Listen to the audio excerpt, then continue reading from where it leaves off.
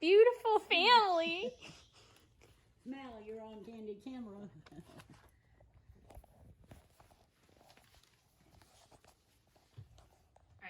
And I'll give my speech in 3, 2, 1. Hello and welcome to the land of the free, founded on the freedom of religion, where people can practice any religion they choose. But depending on the house of worship that you may belong to, there may be certain limitations given to your faith life. This is Pride Month, and whether you identify as an LGBTQIA+ person or not, odds are that your life has been touched by someone who holds one or more of these identities.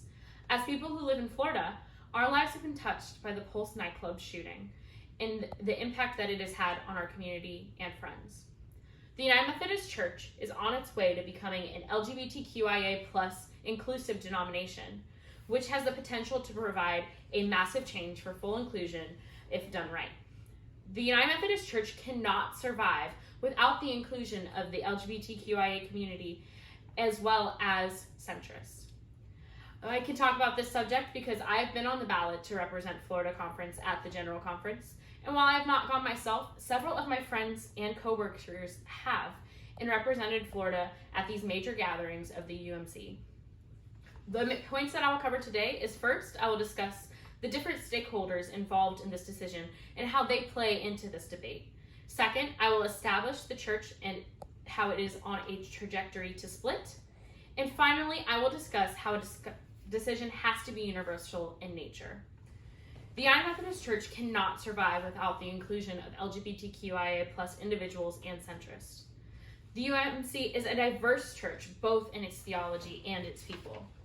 And there are 3 main pools that the Methodist people have fallen into in recent years in relation to their beliefs. The first is conservatives, represented by the Wesleyan Covenant Association. This group holds tight to originalism interpretation of the Bible, meaning that they interpret it as being verbatim in its meaning and its nature. The second group is progressives, who are represented by the Reconciling Ministries Network. Like the WCA, our men is biblically and theologically centered. However, their theology interpretation is contextual based, meaning that you need to look at both the cultural context of the situations that the stories that are in the Bible to understand them. Centrist Methodists, while unorganized, are an integral part of the conversation. Many of my friends identify as centrists, and the common denominator that unites them is their belief in diversity of thought. While centrists find themselves having to lean one way or the other in this debate, all parties recognize that the current way of existing is unsustainable. The church has been finding themselves on the brink of a split of the issue for a while now, and ready or not, a big change is coming and necessary.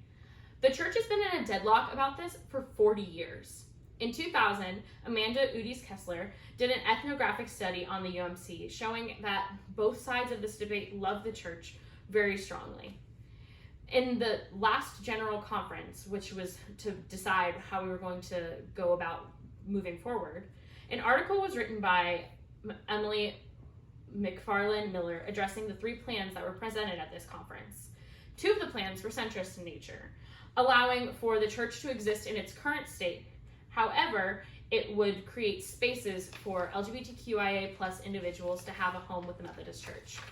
The third was the traditional plan, which strengthened anti-LGBTQIA+ policy and created punishments for heterosexual cisgender people who support inclusion at any capacity. The traditional plan passed and heavily angered both progressives and centrists who support inclusion and diverse theological standings. There is debate over the validity of this conference. Many parts of the traditional plan, as discussed in Amber Coulter's article, found that it had 7 parts that were ruled unconstitutional by the Judicial Council, which is essentially the Supreme Court of the UMC, before and during the conference. Reverend Lloyd T. Nyarota came forward after the conference and explained how he and other African Methodists were manipulated by American conservatives and wrote, "What I witnessed at GC 2019 was purely disgraceful neocolonialism." By the end of General Conference, all hopes to stay together had been fully dashed. And with the church figuring out what a schism would look like going forward, there is a lot of hurt. The resounding feeling after the special conference was that people felt unheard on all sides of the debate. The church's decision needs to be global for this to succeed. An important thing that happened at General Conference 2019 is that it created a way out, but it's still unclear who will try to utilize that option to create a new denomination. Conservative churches are anticipating that this next General Conference will ensure the traditional plan is upheld, allowing for them to come together and support these ideas. Progressive churches are pursuing inclusion going forward and want to see inclusive changes. And centrists are still remaining in the path that includes diverse opinions. Everyone and everything is depending on GC 2020. As a global denomination, the church needs to find a plan that considers all people involved. There are around 2 million African Methodists who also want to have a church where they feel heard.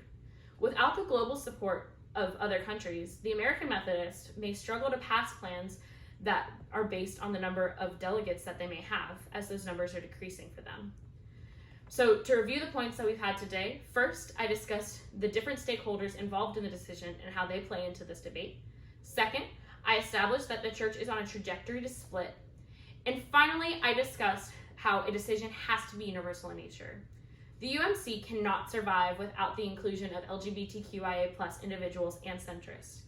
In conclusion, 2020, as we can all agree, has been a chaotic time, but it has pushed us to all go forward and see how we can come together as a society and figure out a way to create a future. I love all the people involved in this debate. And right now, it is essential to ensure that this debate concludes as peacefully and as possible before more people get hurt. Thank you.